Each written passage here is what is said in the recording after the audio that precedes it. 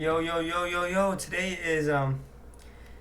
Today's video is gonna be over the July 1st, 2024 trade recap, and I did take two, or actually it was good. It was a total of four trades today: two wins, one loss, and one break even. And let's get right into it. Okay, so coming into today, I wanted to first take a look at the news that we did have today. So we had an orange folder news at 9:45, which isn't really relevant to me because I am not trading during this time. I do start trading actually at 10 o'clock at the 10 a.m. Open. So we had a red folder news, ISM manufacturing PMI numbers or data come out, ISM manufacturing prices and construction spending M/M. All three of these I do not care for. I just understand that when there is a red folder news, that brings in volatility into the markets. So let's get into the actual charts itself.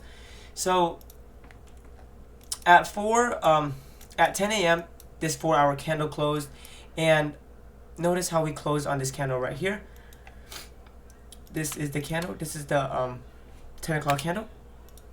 So whenever we do have a closure like this on this 4-hour candle, you can anticipate either this low to be ran or this high to be ran. So we're just looking at this 4-hour candle. I can anticipate, okay, we might we could see lower prices here. We could attack this 4-hour low, but that you can't just take a trade based on how this candle closed. You have to take into confluence with the lower time frames. So do we have any PD arrays that support the idea of us going lower? So on the 15-minute time frame, we had a 15-minute FEG that prices could open at 10 o'clock here, come up into it and take out this 4-hour low. And if you guys can see, we did do that. So prices did trade up into that 15-minute FEG and continued lower here. So we traded into that 15-minute FEG and went lower, attacking the previous 4-hour highs. But as soon as we took those 4-hour lows here, we quickly we repriced back inside this range. And on the 8-hour time frame, I did point out that how we didn't close below this 8-hour fair value gap here, and we also came back inside a 8-hour FEG that's within a weekly FEG. This is the weekly FEG here. So with that, I wanted to see, okay, we got prices, we repriced higher here.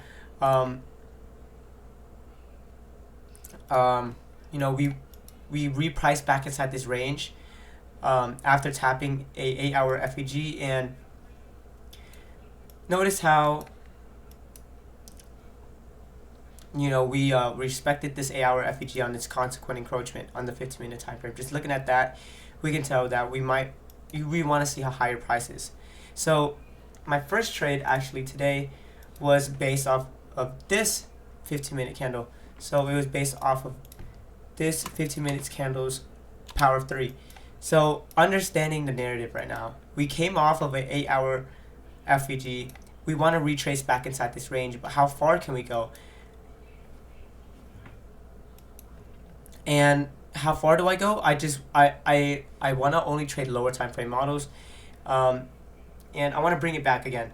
So just coming into today, during Monday's trading, I did want to see us take out Friday's low here. So previous day low was the draw of liquidity, but we took out previous day low during the London session. After we take out previous day low on the higher time frames here, our higher time frame objective has already been fulfilled. So knowing that we already took out previous day low during London session, on coming into New York session, I only want to trade lower time frame models, which is why I'm basing my trade off of this 15-minute power of 3 here. So looking at this 15-minute candle right here, can we anticipate for us to take out this candle's low or this candle's high? Just purely based off that 15-minute candle. Looking at that 15-minute candle, we can anticipate to run this 15-minute high. And you want to go onto the lower time frames to find, any trade structure or supporting PD arrays that support the idea of us taking that 15-minute high. So on the 5-minute time frame, we don't have any, fair value gaps that support the idea of us taking that 15-minute high here.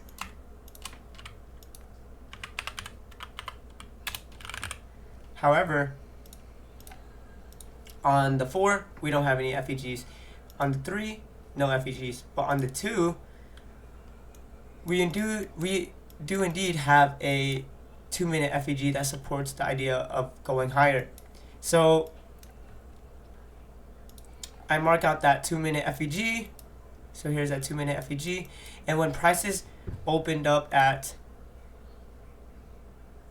11 o'clock, I anticipated for prices to, open at 11 and dip into that 2-minute FEG to take out that 15-minute high. So I'm not trading, based off of the, I'm not targeting hourly highs, or anything like that. I'm targeting the 15-minute high as my first partial. So after we take out the 15-minute high, I move my stop loss to break even, and then I start looking at the higher time frames to see how high can we go. So I notice how we had this is the hourly chart right here. This is the hourly candles. So I notice how we still have this hourly FEG to rebalance. So I anticipated for us to, retrace back inside this hourly, or rebalance this hourly FEG, and possibly go lower from there. So that 15-minute high became my first TP, and this hourly high, or this hourly fair value gap low, should have been my final terminus. The thing about this trade is that this is the break-even trade that I was talking about. This trade, looking back now, is pretty.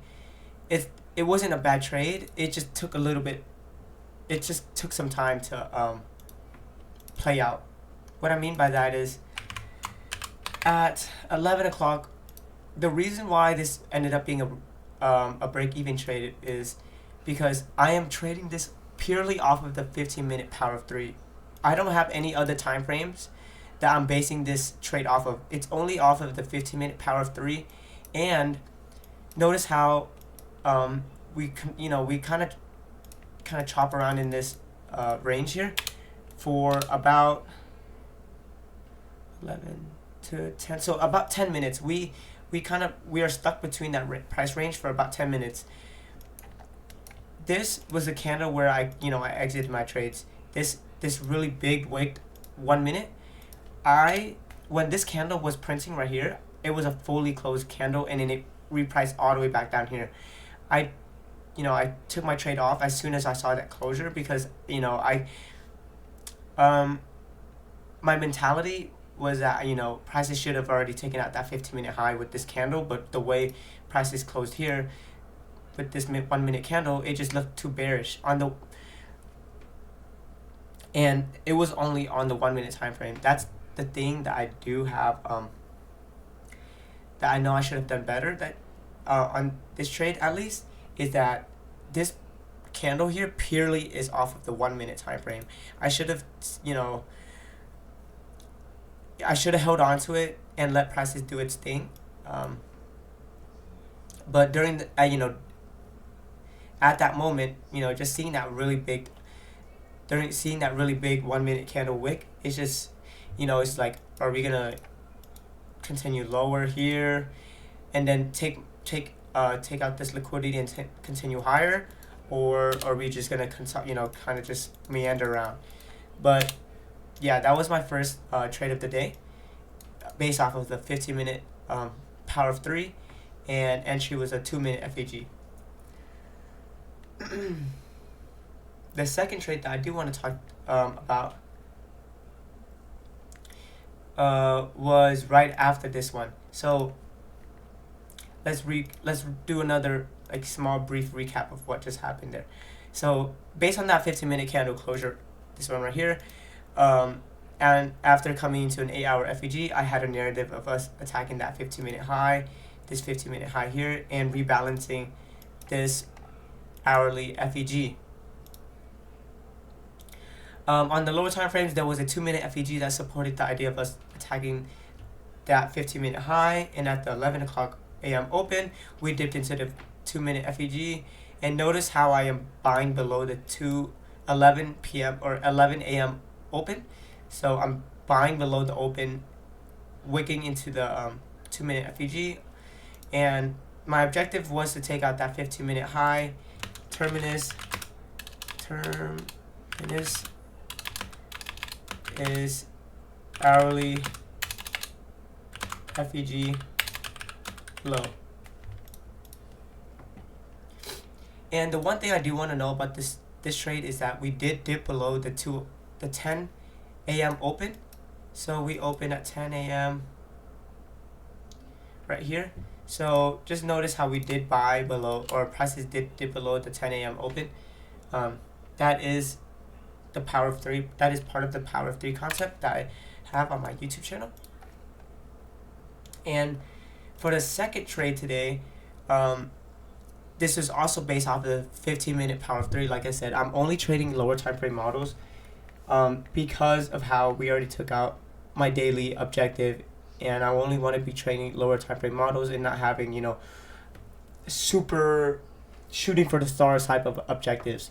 So this trade, like I said before, is based off the 15-minute power of 3, and how we had a closure above that 15-minute SIBI. So when prices, you know, tapped into the SIBI and we priced higher, but after we get a closure above that 15-minute SIBI, that 15-minute SIBI should now be treated as an inversion fair value gap. And on the lower time frames of that 15-minute high, I did want to mark out, you know, on the lower time frames, I do want to mark out if we had any displacement candles or any FEGs that supports the idea of us running or taking out that 15-minute high. So looking at this 15-minute candle right here, what can we anticipate for us to run out this low, or can we take out this 15-minute candle's high? Just based off of that, I can anticipate for us to take out this 15-minute high and, you know, continue higher, attacking this swing high right here, the swing high. So on the 5-minute time frame, we did create a 5-minute fair value gap, and we retraced back inside it. So on the 5-minute time frame, there's a PD array that aligns with the narrative of us taking out that 15-minute high. So whenever prices retraces back inside that 5-minute FEG, I take my long entry targeting, you know, that 15-minute high and the swing high here, and my stop loss, you know, somewhere here to make it like a 1-to-1 at least. So when we opened at 11:15 on the 1-minute time frame, we didn't take out that 15-minute high, so the objective is still intact. And whenever we retrace back inside this 5-minute FEG, we trade lower, and we dipped below the FEG's low here. And notice how on the 5-minute time frame, we close above the consequent encroachment. During the trade itself, when I noticed how we closed at the consequent, or we closed above the consequent encroachment, this to me is an algorithmic pattern. This is, like I said before in my other videos, this is prices tipping its hand to us that we're just wicking, and we're probably going to continue higher, or it's more likely that we will continue higher. So there is a famous quote that ICT does say, it's bodies tell the narrative, wicks do the damage, and this is like a pretty clear-cut example of that quote playing out right here. So notice how the wicks outside of the 5-minute FEG, but the bodies of the candle close above the consequent encroachment of the 5-minute fair value gap. and I'm also buying below the 11:15 power of open, so it's that power of 3 concept again. And whenever we run out that 15-minute 15-minute high, I'm targeting a rebalance of this hourly FEG here, and so prices, or I'm sorry, trade would have been at break even after we take out that 15-minute high. Alright, so that is my second trade. So the first trade, like I said, is a break even. The second trade was a winner.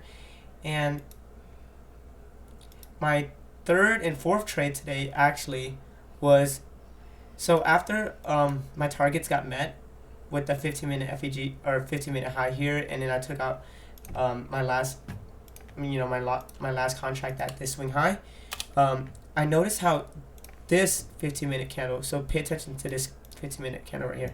So notice how that 15-minute candle closed. We didn't fully close in that hourly FEG. We didn't fully rebalance it. So I was like, okay, with how this 15-minute candle is closed, I can anticipate for higher prices. And I can anticipate for us to take out this 15-minute high and a rebalance of this hourly FEG here. So on the 2-minute time frame, there's another FEG. So this is just very similar to the very first trade I take. So there's a 2-minute FEG that supports the idea of us taking out that 15-minute high.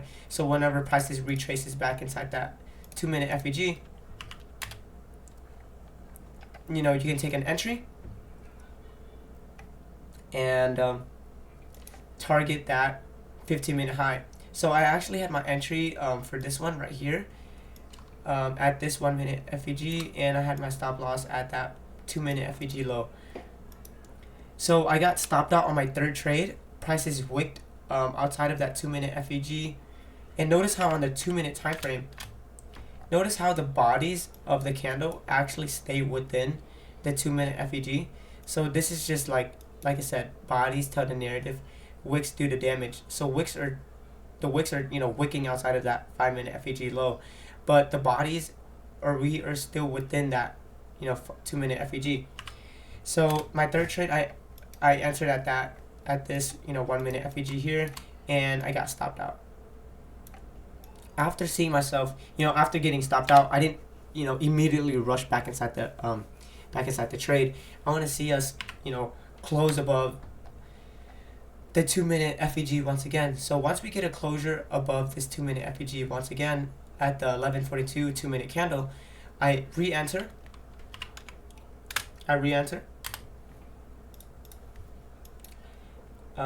Right here.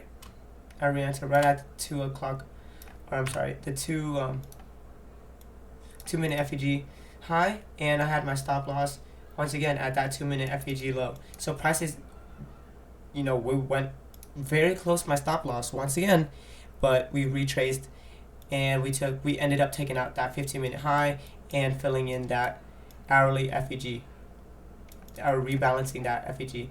And after that, we just continued higher and higher. So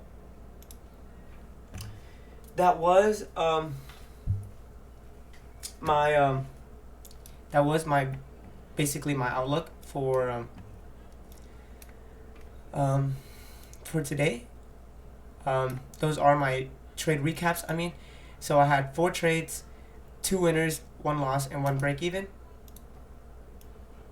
The next thing I do want to talk about is what I do have in mind for tomorrow. So just based off of this daily candle right here, so we came back inside a weekly FEG once again. We traded into this 8-hour FEG. We had respect to it.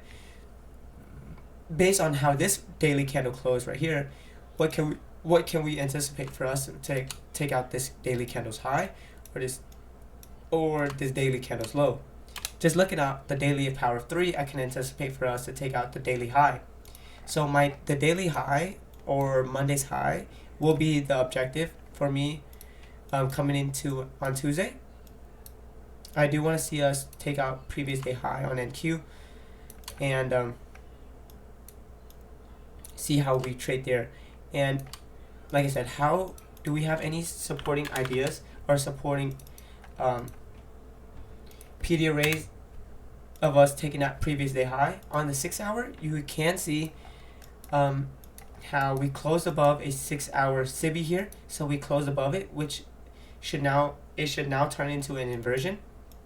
And we could, or we could not, we might create a 6 hour FEG in about 5 hours at the time of the recording. So if we create a 6 hour FEG, that means there was displacement on the 6 hour time frame, and that just gives us more, confluence. That gives us more confidence or more conviction for us to see previous day high get taken on Tuesday. And if we do take out previous day high during pre-market, then I would have liked to not take any higher time frame models, and I would just stick to the lower time frame models as of right now. And with that, I'm probably gonna do that's probably gonna be it for the video for July 1st, 2024 trade recaps, and I'll catch you guys later on the next one. All right, peace out. Well, bam.